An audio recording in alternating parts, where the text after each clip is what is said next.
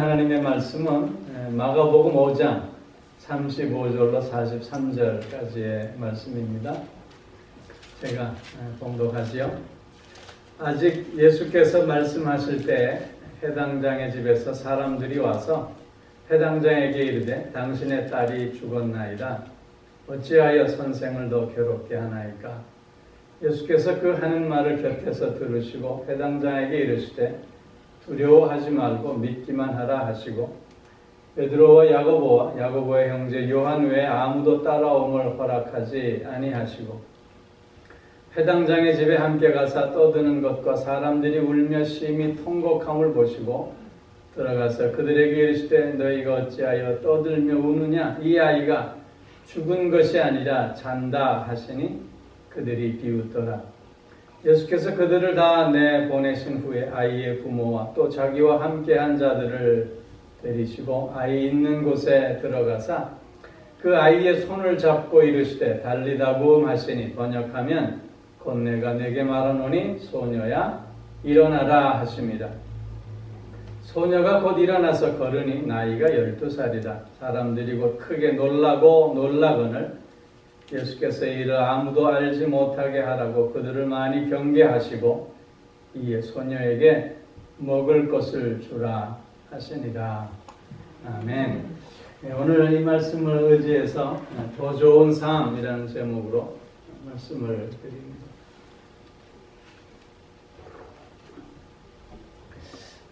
여러분 요즘 삶이 어떠세요? 재밌어요? 요즘 나의 삶이 만족한 삶인가? 아니면 그저 그런 삶인가? 한번 생각해 보았으면 좋겠어요. 우리가 어떤 대답을 갖고 있든지 간에 지금 나의 삶에 만족하든지 아니면 좀 불만족스러운 삶을 살든지 간에 우리는 보다 더 좋은 삶을 살 수 있는 기회들을 다 가졌었고 또 지금도 갖고 있음이 분명합니다. 이 말은 가보지 않은 길에 대한 동경을 얘기하는 것이 아닙니다. 내가 지금까지 살아온 과정 순간순간 속에서 내가 잘못 선택하고 잘못 판단하고 잘못 행동한 것에 대해서 우리가 그때 좀 더 다르게 했었다. 지금보다 훨씬 더 좋은 삶을 누리고 있지 않았겠느냐. 그런 뜻의 말입니다. 인생은 선택이라고 얘기하잖아요. 한 번의 선택이 10년을 좌우하고 또 한 번의 판단이 평생을 좌우하기도 함을 우리는 잘 알고 있습니다. 어떤 선택과 어떤 판단 속에서 우리가 오늘을 살고 또 내일을 향해 나아가느냐에 따라서 우리는 지금보다 더 좋은 삶을 살 수 있느냐 아니면 그저 그런 삶을 살게 되느냐 결정이 날 수밖에 없습니다. 오늘 우리가 함께 읽은 본문은 원래는 마가복음 5장 21절에서부터 시작된 본문이에요. 해당장 야이로의 12살 난 딸이 죽었다가 다시 살아난 그런 사건을 기록해주고 있는 말씀입니다. 오늘 야이로가 선택한 삶의 모습들을 확인해 보면서 보다 더 좋은 삶을 향하는 삶의 태도라든가 삶의 자세라든가 삶의 선택은 어떤 것이어야 하느냐 하는 것에 대해서 교훈을 같이 나누려고 합니다. 오늘 회당장 야이로가 그 딸의 죽음이라고 하는 절박한 상황 속에서 오히려 더 좋은 삶으로 한 걸음 더 나아갈 수 있었던 그의 첫 번째 선택은 바로 예수님 앞으로 나아왔다고 하는 것입니다. 예수께 나아옴. 그것이 더 좋은 삶의 첫 번째 요소였다고 하는 것이죠. 당시 회당장은 종교 지도자의 자리입니다. 회당장이라고 하는 그 자리는 물론 제사장은 아니지만 요즘으로 얘기하면 평신도 대표되는 그런 자리입니다.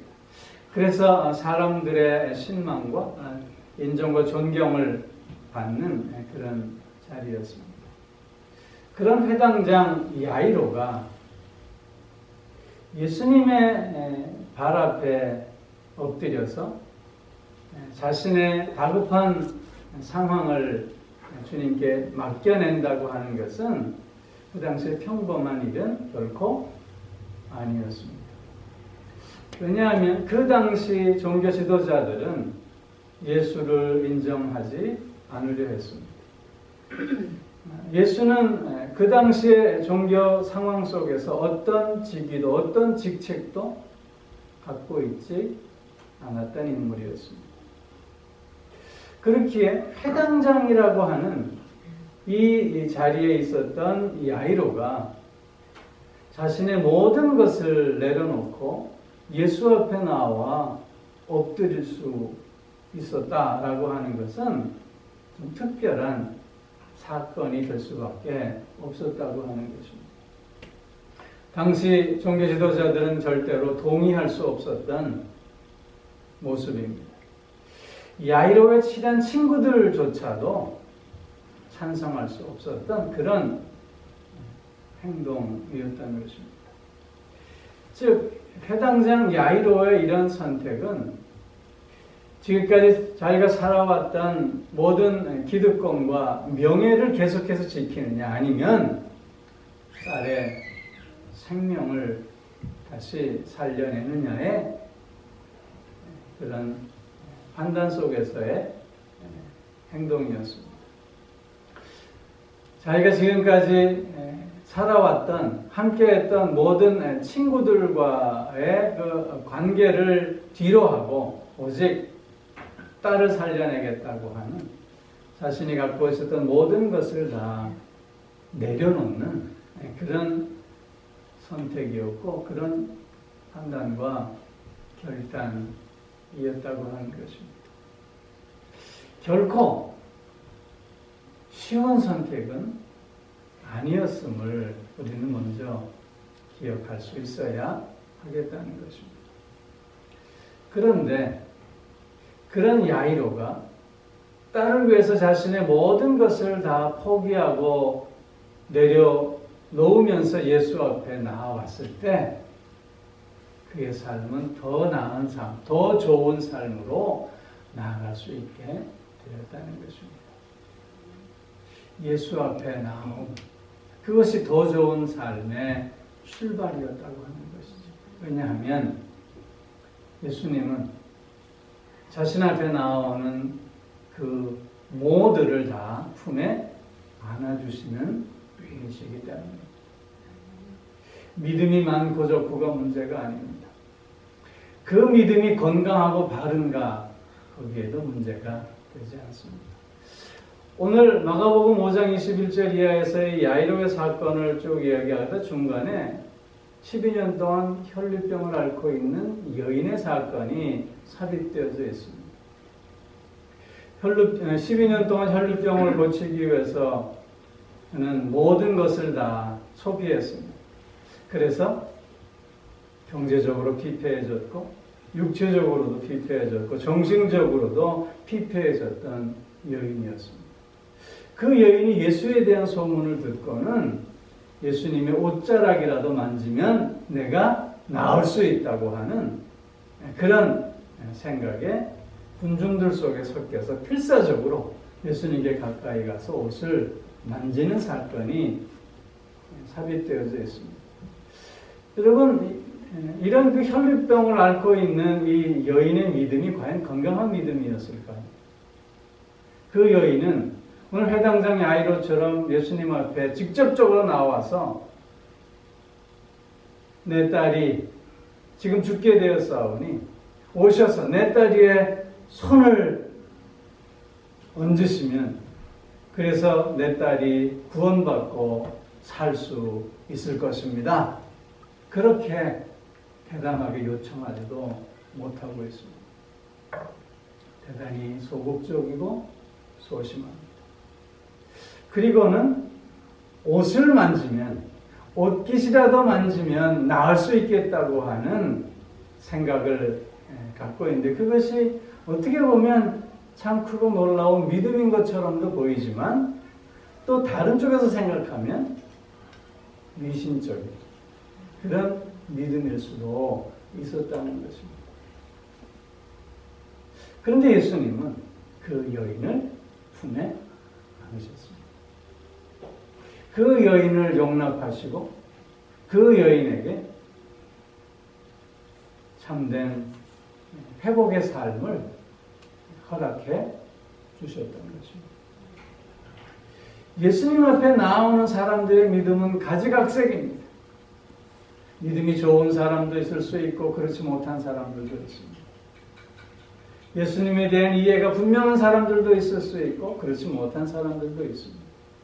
그러나 예수님은 그런 것에 구분을 두지 않으시고 당신 앞에 나오는 모든 자를 품에 안아 주신다는 것입니다.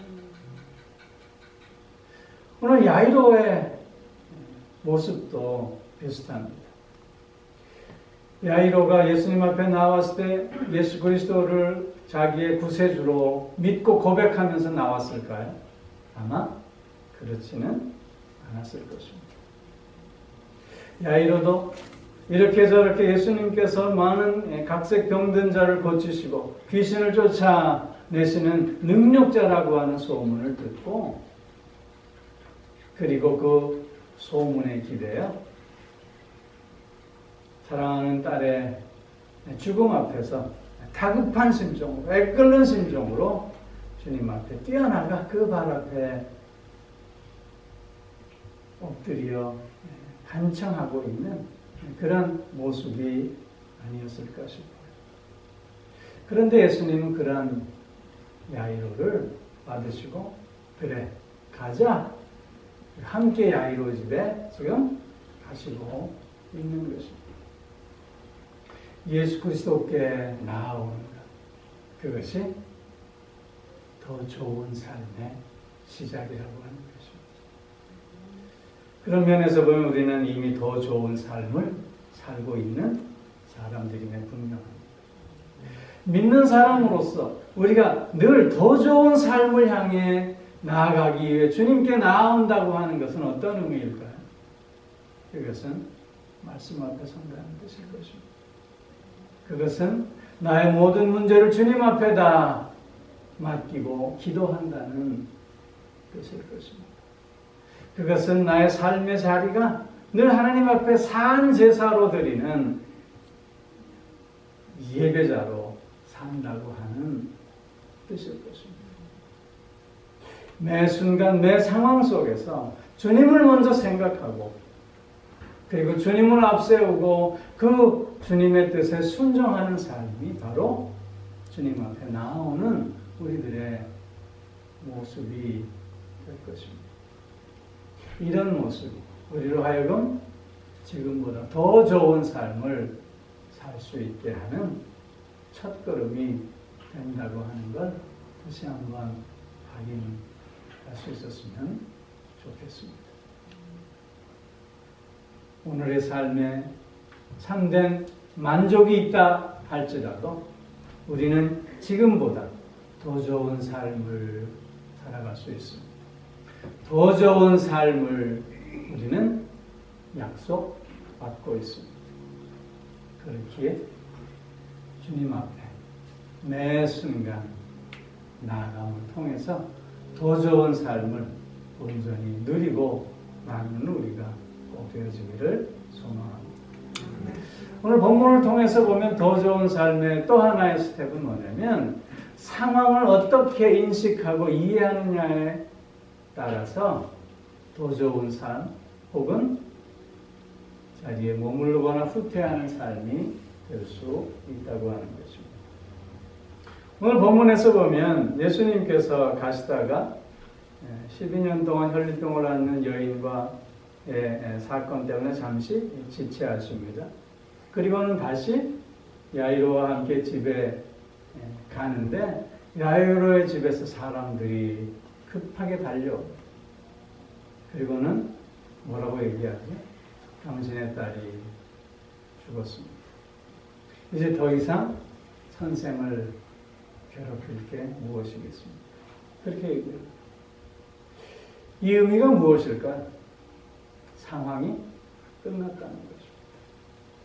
상황 종료. 더 이상 이제 우리가 할 수 있는 것은 아무것도 없다고 생각하고 있는 거죠. 이 말씀을 들은 예수님께서 뭐라고 대답하십니까?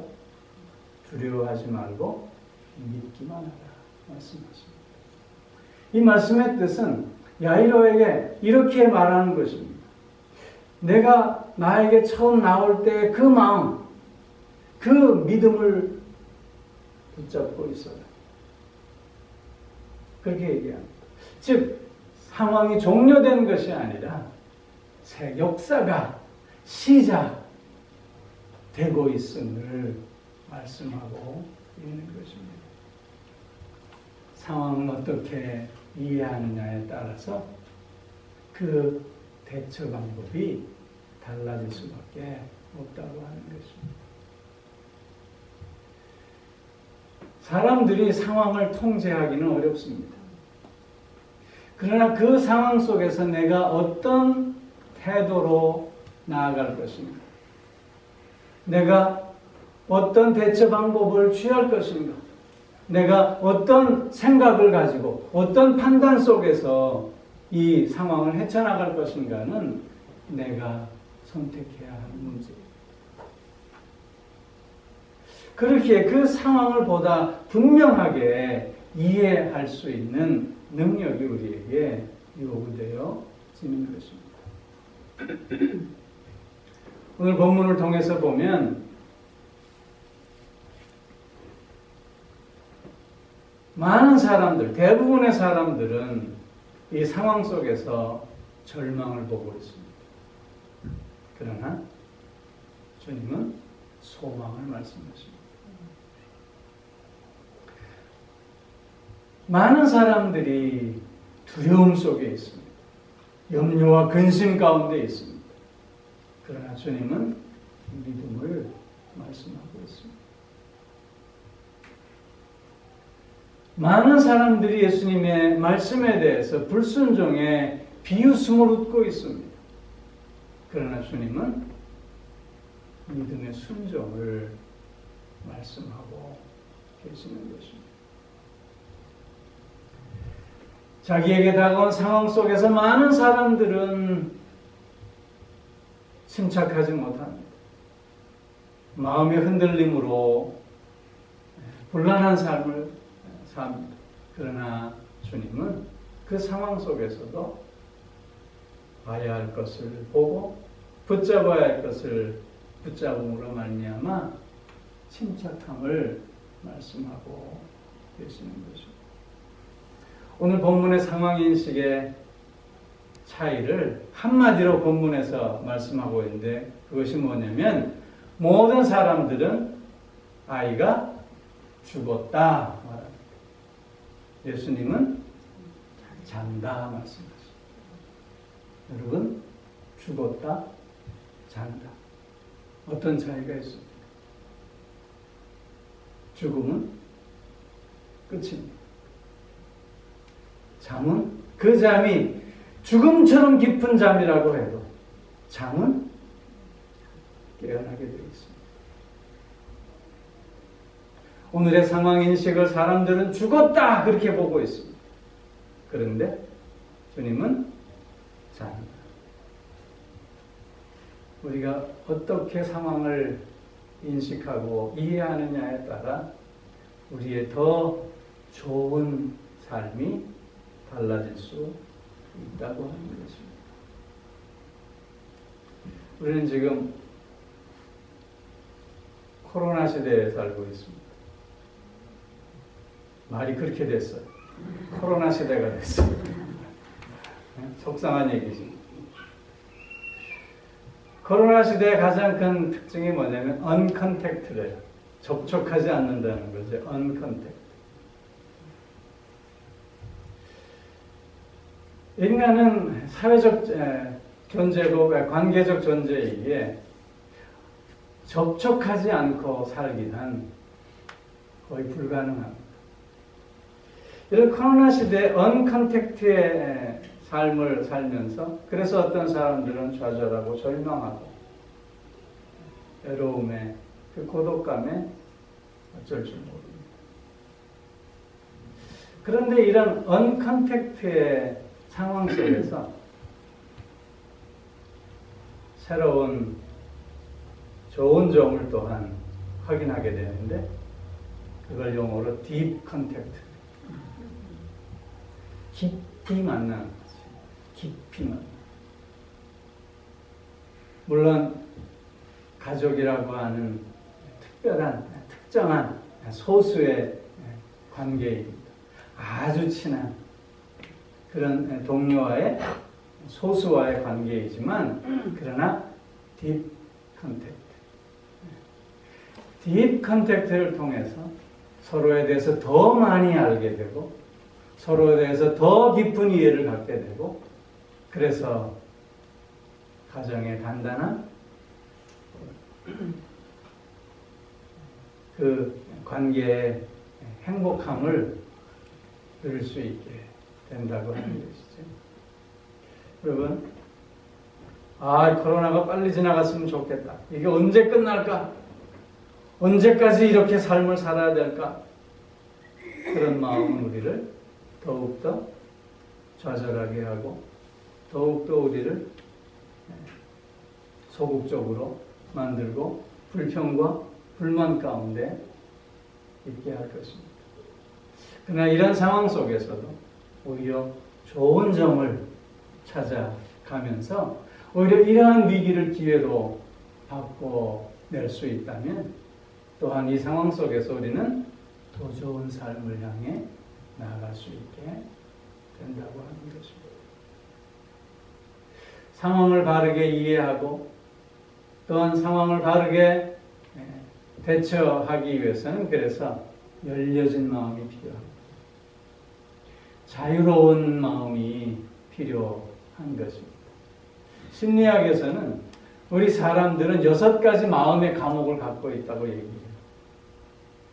그 첫째가 뭐냐면 자아도취의 감옥이래요.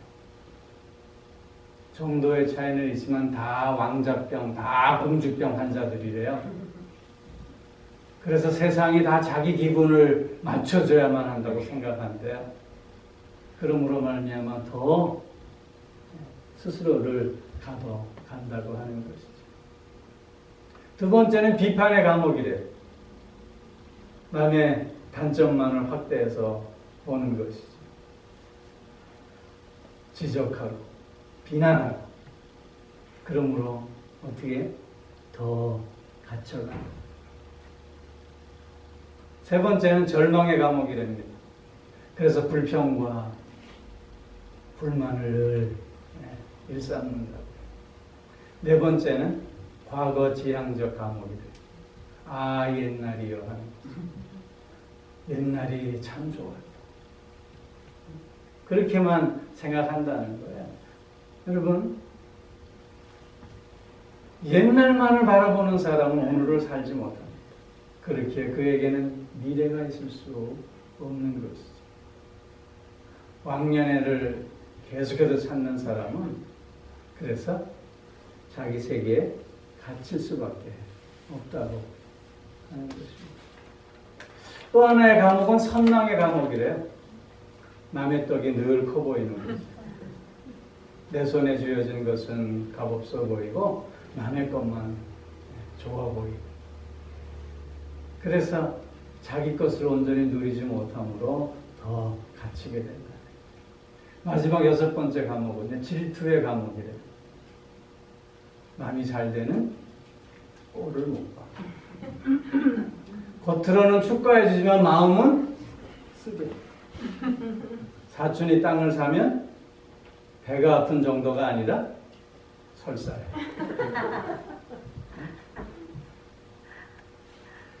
이게 다 우리의 마음속에 자리 잡고 있는 모습들이래요. 이런 그 질투의 감옥에 갇혀 있기 때문에 그 관계가 확장되어지지 못한다는 거예요. 여러분, 이런 감옥에서 자유로울 수 있어야 상황을 바르게 인식하고 보아야 할 것을 바르게 볼 수 있게 된다고 하는 것이죠. 여러분, 내 마음속에 나를 스스로 가두는 이 감옥이 있음을 내가 깨달을 때 우리는 그 감옥에서 자유로워질 수 있게 되는 것입니다. 다른 사람의 이야기로 들어서는 안 된다고 하는 것이죠. 물론 정도의 차이는 있을 수 있지만 그러나 다 똑같은 이런 범주 속에 속해 있음을 확인하면서 보다 더 자유롭고 보다 더 열려진 마음의 자세를 늘 갖고자 하는 우리의 애씀이 필요하고, 그러므로 말미암아 상황을 바르게 인식하고 이해하는 가운데 더 좋은 삶으로 나아갈 수 있게 된다고 하는 거죠.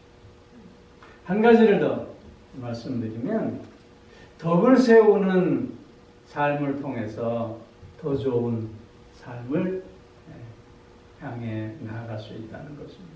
오늘 본문에서 보면 예수님께서 다른 사람들을 다 물리치시고 베드로와 야고보와 요한과 그리고 아이의 부모를 데리고 그 아이가 죽어 누워있는 방으로 들어가십니다. 그리고는 손을 잡아 일으키시면서 달리다고 하십니다. 소녀야 일어나라. 여러분, 어떻게 보면 예수님께서 그 죽은 아이의 손을 잡아 일으키시는 이 모습이 지극히 일반적이고 정상적인 모습으로 이해될 수 있겠지만, 그러나 당시 히브리 전통에서 살펴보면 죽은 몸을 만지는 것은 부정케 되는 거예요. 여러분, 예수님께서 꼭 그 아이의 손을 잡아 일으키셔야만 아이가 일어날 수 있었을까요? 그렇지는 않았을 것입니다. 그러나 예수님은 그 아이의 손을 잡아 일으켜 주셨습니다. 당신의 체온으로 그 차디찬 아이의 체온을 데피십니다. 당신을 스스로 더럽게 하심으로 말미암아 그 자리에 있었던 다른 목격자들의 마음에 따뜻함을, 사랑을 확인시켜 주시고 계시는 것입니다. 그 아이를 그렇게 일으켜 세워 주시는, 그 덕을 세워주시는 모습을 통해서 모두가 다 더 나은 삶으로 나아갈 수 있게 해 주시는 모습입니다. 오늘 그 아이가 일어나 걷자 모든 사람들이 놀라고 또 놀랐습니다. 그때 예수님께서 하신 말씀이 무엇이지요? 아이에게 먹을 것을 주어라. 그 아이의 가장 급한 필요를 주님은 아시고 채워 주시는 것입니다. 여러분, 물에 빠진 사람 건졌더니 보따리 내놓으라 그러죠. 이게 좋은 뜻으로 얘기한 것 아니잖아요.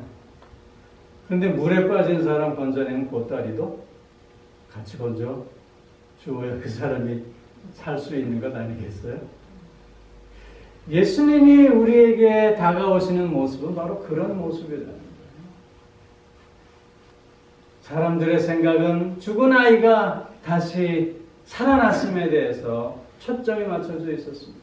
그러나 예수님은 그 아이가 지금 필요한 것이 무엇인가에 초점이 맞춰지고 계시는 것입니다. 먹을 것을 줘. 그 아이가 차롭게 일어나 원기를 회복하고 온전히 건강한 삶을 살 수 있게 하시기 위해서 주님은 그 아이에게 집중하시고 그 아이에게 필요한 모든 것을 허락하고 계시는 모습이라고 하는 것이죠. 내가 잘 돼야 너도 잘 된다. 내가 먼저 잘 돼야지 너도 잘 될 수 있다. 여러분 그 말이 맞는 말입니까? 낙수 효과라는 말 여러분 들어보셨어요? 한국에서 대기업을 집중해서 막 이렇게 세계적인 기업으로 키워내면 그 이윤들이 이렇게 차고 흘러넘쳐서 온 국민이 잘 살게 되지 않겠느냐 하는 게 낙수 효과입니다. 근데 그렇게 됐나요? 여러분, 내가 먼저 잘 돼야 너도 잘 된다. 어떻게, 어디까지가 내가 먼저 잘 되는 걸까요? 끝이 없는 거예요. 너의 잘됨이 나의 잘됨이다. 이런 인식으로 바뀌어지지 않는 한 더 좋은 삶, better life로 나아갈 수 없다고 하는 것입니다. 너를 먼저 세워낼 수 있어요. 우리가 서로에게 덕을 세우는 삶, 그것은 어떤 특별한 사람만이 할 수 있는 것이 아니라 우리 모두가 다 실천할 수 있는 삶의 모습입니다. 예를 들면 먼저 비판하고 먼저 판단하지 않고 끝까지 들어주기. 이거 돈 들어가나요? 그냥 잘 들어주기만 하면 돼요. 근데 우리는 어떻게 하죠? 한두 마디 듣다가 내가 먼저 판단하고 내가 먼저 비판하면서 말을 끊어냅니다. 그를 온전히 세워주지 못하고 있는 것이죠. 두 번째로는 행동하고 생각하는 것이 아니라 생각하고 행동하기. 그것이 덕을 세우는 우리가 모두가 할 수 있는 방법입니다. 행동하고 생각하면요, 행동의 생각을 정의합니다. 생각하고 행동할 때 그 행동 속에서 우리의 생각이 묻어날 수 있게 된다고 하는 거죠. 여러분, 생각하고 행동하는 그 삶이 덕을 세우는 삶입니다.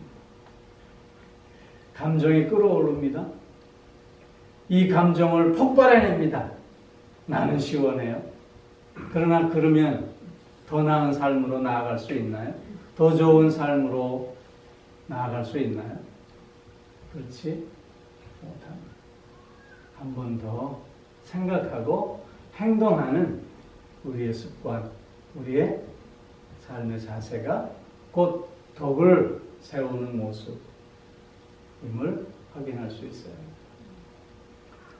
한 가지를 더 말씀드리면 늘 너를 먼저 세워내는 일입니다.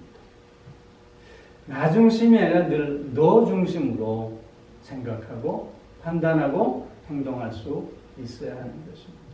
즉, 너를 먼저 인정해 줍니다.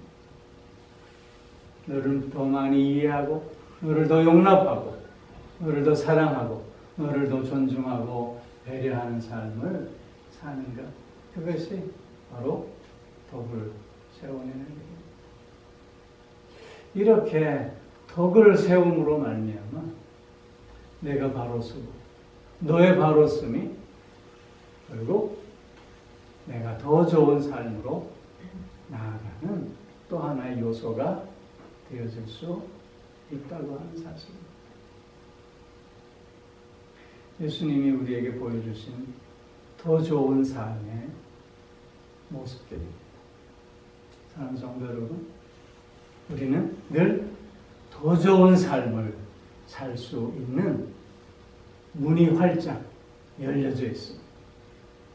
주님께서는 늘 우리에게 더 좋은 삶을 허락하시기를 원하고 계시는 것입니다.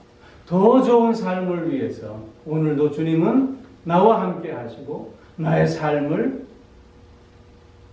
인도해 주시는 것입니다. 더 좋은 삶을. 그래서 우리는 꼭 누릴 수 있어요. 더 좋은 삶. 주님을 먼저 생각하고, 그리고 열려진 마음, 열린 마음, 자유로운 마음을 통해서 상황을 바르게 인식하고, 그리고 덕을 세우는 우리의 삶을 통해서 날마다 더 좋은 삶을 누리고 나누는 우리가 꼭 되어지기를 주의 이름으로 축원합니다. 우리 함께 결단의 기도를 드리겠습니다.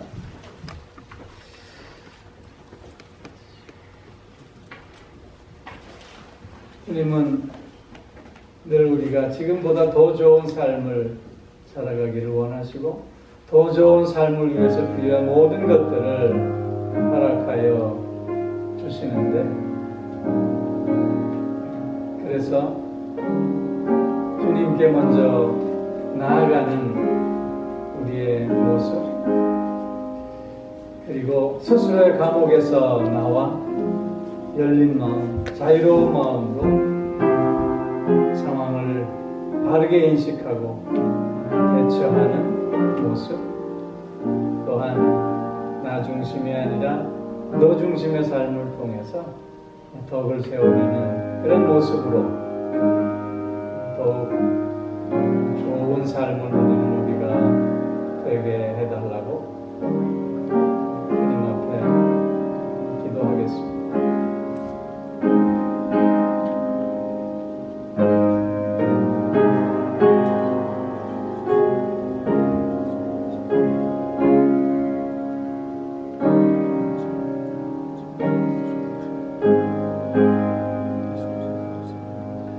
사랑의 아버지 하나님,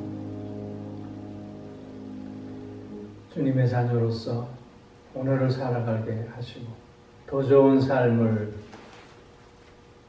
누리는 자 될 수 있게 하여 주시오니 참 감사를 드립니다. 늘 주님 앞에 나아가는 우리가 되게 하여 주시고 스스로의 감옥에서 나와 열려지고 자유로운 마음을 통해서 상황을 바르게 인식하고 오히려 위기를 기회로 삼아가는 우리가 되어줄 수 있게 하여 주옵시고,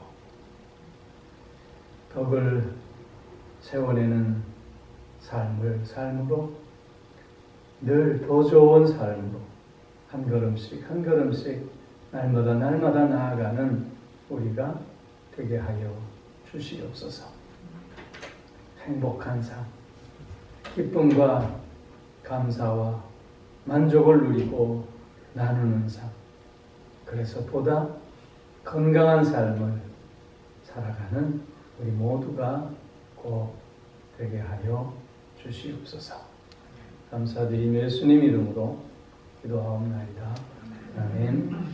이제는 우리 주 예수 그리스도의 은혜와 하나님 아버지의 무한하신 사랑하심과 성령의 교통하심, 인도하심, 내주하심, 또한 복주심의 역사가 주님 안에서 늘 더 좋은 삶을 살겠노라. 다시금 소원하며 결단하는 사랑하는 성도들과 그 가정과 하시는 모든 일들 위해 이제로부터 영원토록 함께 하옵시기를 간절히 축원하옵나이다. 아멘.